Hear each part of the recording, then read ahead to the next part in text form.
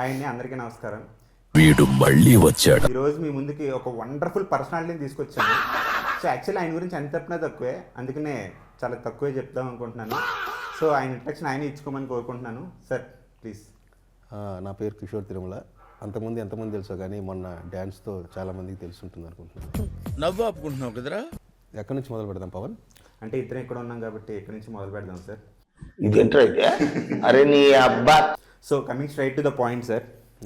Sir actually ఇండస్ట్రీలో ఒక talk నడుస్తుంది సార్. అదేంటంటే కిషోర్ తిరుమల గారు ఇండస్ట్రీకి అన్యాయం చేస్తున్నారు అనేది ఒక టాక్ వినిపిస్తుంది. దాని మీద మీ సమాధానం ఏంటి? అంటే ఏ టాపిక్ అని? అంటే బేసిక్గా ఇప్పుడు మొన్న నాకు అన్యాయం జరగడం తప్పిస్తే నేను నా వల్ల అన్యాయం జరగడం. బేసిక్గా 2 days బ్యాక్ మీ డ్యాన్స్ పెర్ఫార్మెన్స్ చూసాము. అలాగే సినిమాలో మీరు ఒక సాంగ్ కొరియోగ్రాఫ్ చేశారు. అవును. అలాగే రీసెంట్గా మిరాయిలో ఆర్టిస్ట్గా కూడా మంచి పెర్ఫార్మెన్స్ ఇచ్చారు. సో అటు writer, director, choreographer and artist, so ఇన్ని క్రాఫ్ట్స్ అన్ని మీరు చేస్తుంటే మిగతా వాళ్ళు పొట్టగొడుతున్నట్టు కదా, ఇండస్ట్రీకి అన్యాయం చేస్తున్నట్టు కదా? ఆ ఒక్క సినిమా తర్వాత ఏం చేయలేదు.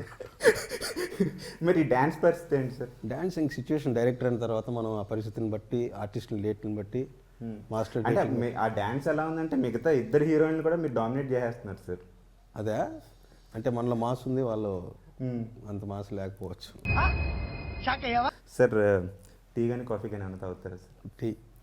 ఇది గుర్తుపెట్టుకో, తర్వాత మాట్లాడుకుందాం. సో ఇండస్ట్రీలో మీకు బాగా నచ్చే హీరో కానీ, హీరోయిన్ కానీ, యాంకర్ కానీ, ఆర్టిస్ట్ కానీ, జూనియర్ ఆర్టిస్ట్ కానీ? జూనియర్ ఆర్టిస్టా? జూనియర్ ఆర్టిస్ట్ ఏజెంట్ పేర్లు కూడా తెలియదు పవన్.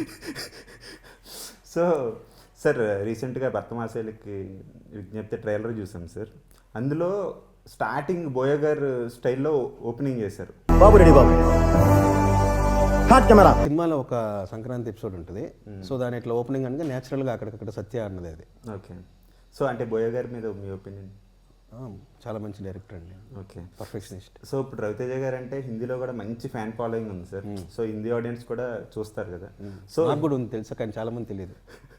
అవును, ఫస్ట్ 300 million చేసిన రామ్ సినిమా ఉన్నదోటి జిందగీ Hindi dubbing. Okay. So Hindi ఆడియన్స్కి సినిమా చూడమని చెప్పి హిందీలో మీరు ఏదైనా చెప్పాలి అంటే బోయ గారిని కూడా మీరు అభిమానించే వ్యక్తి కాబట్టి ఆయన స్టైల్లో చెప్తే బాగుంటుంది. అది వద్దులే, ऑलरेडी हमने बोल दिया, ऑलरेडी कॉशन किया.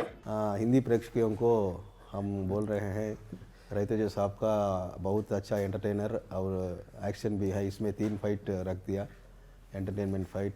आप सब लोग देखकर एंजॉय करो. हमारे साहब तरफ से संक्रांति शुभाकांक्षलु. आपको भी संक्रांति है ना?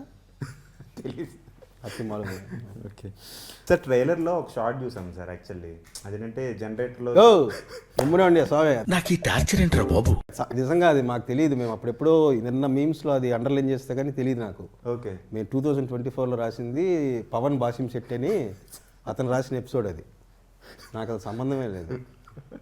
అనవసరంగా దాన్ని వదిలేద్దాం. నెక్స్ట్ టీ అదే చెప్పా పవన్. అది ఇంటర్వ్యూలో క్వశ్చన్ సార్. యాక్చువల్లీ ఇక్కడ టీ కాఫీ ఏమీ లేవు సార్ దానికి. ఏంటో ఈ జనరేషన్ కామెడీ. సార్ ఇప్పుడు ఇది ఒక స్పెషల్ రౌండ్ సార్. ఇందులో ఏంటంటే నేను ఆన్సర్ చెప్తాను, నేను క్వశ్చన్ చెప్పాలా?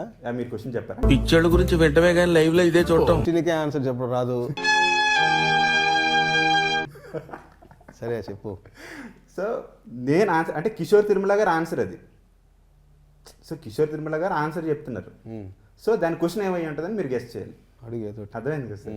అర్థం లేదా ఇంకా అయిన చెప్పాల్సిందే. ఏం టార్చర్. ₹1,00,00,000 ఇచ్చినా ఆ పని చేయను అనేది ఆన్సర్ అయితే, కిషోర్ తిరుమల గారు ఆన్సర్ అయితే క్వశ్చన్ ఏమై ఉండొచ్చు? సెట్కి లేట్గా రాను. ఓకే. ఇంకేదని చెప్పేదా? ₹1,00,00,000 చాలా ఉన్నాయి, చెప్తే మొత్తం ఇదే పొద్ది. ఒకటి చెప్పండి సార్. డింపుల్ మీద ఆశిక అంటేనే నాకు ఎక్కువ ఇష్టం అనేది కిషోర్ గారు ఆన్సర్ అయితే దాని క్వశ్చన్ ఏమై ఉండొచ్చు? ఇద్దరు హీరోయిన్లో మీకు ఎవరు ఎక్కువ ఇష్టం అండి? ఎవరు బాగా పర్ఫార్మ్ చేశారంటే ఆశిక అంటే ఎక్కువ ఇష్టం అంటున్నారు సార్ డైరెక్ట్గా. అవును. డింపుల్ గారు సార్ అంటే ఆవిడ కూడా చేశారు, కానీ తిను ఏంటంటే తెలుగు రాదు కదా. సో డైలాగ్స్ అన్ని ప్రాక్టీస్ చేసి, ఈవిడ ఇప్పటిదాకా చేయని క్యారెక్టర్ కాబట్టి ఆవిడ కొంచెం కొత్తగా అనిపిస్తారు. ఇవి ఆల్రెడీ తెలుగు అమ్మాయి చేశారు కదా. ఓకే. ఎలా చెప్పాను రెగ్యులర్ ఇంటర్వ్యూలో లాగా. ఇప్పుడు నేను అడిగే క్వశ్చన్కి రాంగ్ ఆన్సర్ చెప్పాలి సార్. సో భర్తమాసలికి విజ్ఞప్తి, 2 అమ్మాయిల మధ్య నలిగే ఒక మగాడి కథ. సో ఇది కిషోర్ గారు రియల్ లైఫ్ స్టోరీ అని చెప్పి అంటున్నారు, అవునా కదా సార్? అవును. అంటే అన్నాడు గాని ఆ ఊహ ఎంత బాగుందో. సార్ మరి ఎలా హ్యాండిల్ చేస్తున్నారు సార్? ఏం నువ్వు ఇట్లా చెప్పమంటావు, మళ్ళీ దీని ఏదో కట్ చేసి పెట్టేలా ఉన్నావు. సో ఇప్పుడు పెళ్ళి కాకముందు ఉన్న పరిచయాలు ఇంకా కొనసాగుతున్నాయి. జెన్యూన్ హానెస్ట్ వేలో. స్పెయిన్లో మీరు అమ్మాయిలతో చేసిన రచ్చకి ఏం మాట్లాడుతున్నావురా, నరాలు కట్ అయిపోయింది. పోలీసులు పట్టుకున్నారు అని ప్రొడ్యూసర్ నాతో చేసిన రచ్చకి పట్టుకోకుండా ఉన్నారు అంతే.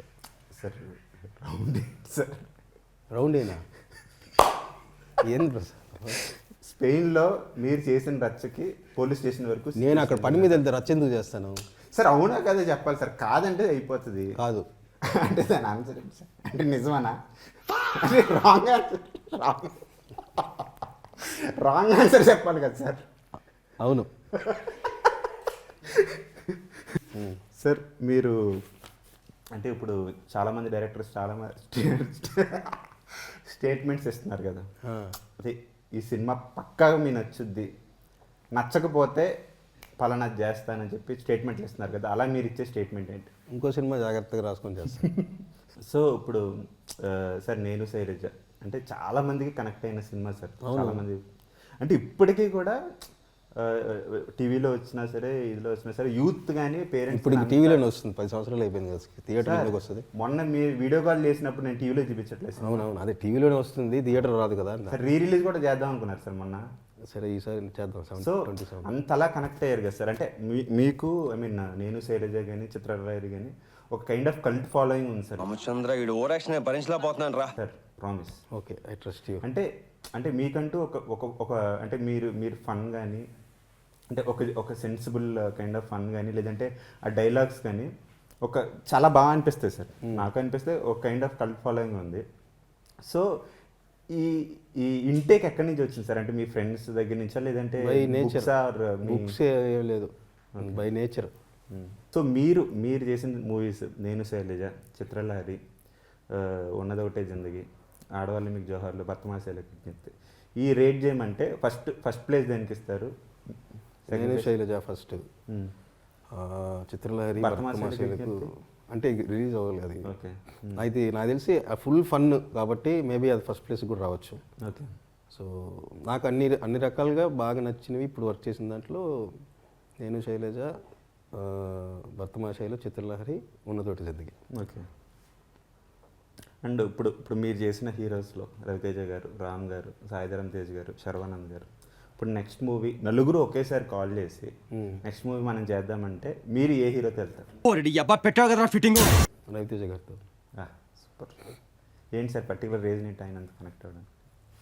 అంటే బాగా ఎంజాయ్, హ్యాపీగా ఉంది. ఓకే. ఇప్పుడే చేశాం కాబట్టి ఇంకా సక్సెస్ అయితే ఇంకా కొంచెం కాన్ఫిడెన్స్ చాయ్ లెవెల్ పెరుగుతుంది కాబట్టి. ఓకే. సో స్పెయిన్లో మీ వర్కింగ్ ఎక్స్పీరియన్స్ ఎలా అనిపించింది? మీరు నాకంటే కూడా సుధాకర్ చెరుకు గారిని అడిగితే బెటర్గా చెప్తారు. Okay sir. ఎప్పుడు తెల్లగా పవన్, ఇది public interview, that's my personal question sir. నాకు మాత్రం నీకు ఫ్యామిలీస్ ఉంటాయి కదా సార్, మీకు ఫ్యామిలీస్ లేదు సార్. మైకాలకి ఇచ్చేయండి sir. A few moments later. Sir ఎందుకు సార్ అంత ఎమోషనల్ అవుతున్నారు? అంటే సినిమా తాలూకు జర్నీ అయిపోయిందని అంటే పోలియో డ్రాప్స్ సార్. సార్ అయిపోయింది సార్, అందరూ వెళ్ళిపోతున్నారు సార్. వెళ్దాం పద.